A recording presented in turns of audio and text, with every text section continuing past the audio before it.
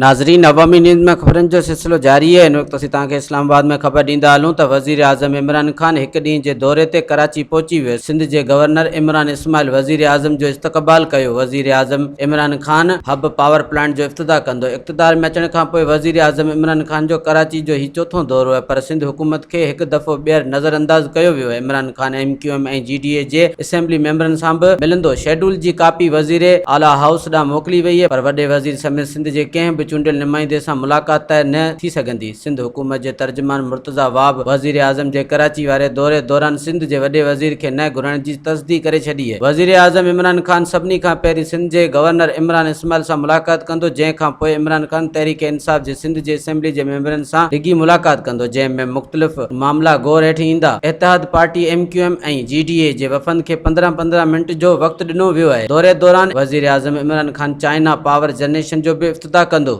वधीक ख़बरनि ऐं तफ़सील जे लाइ विज़िट कयो असांजी वेबसाइट awami news hd.com ऐं ॾिसंदा रहो अवामी न्यूज़ HD।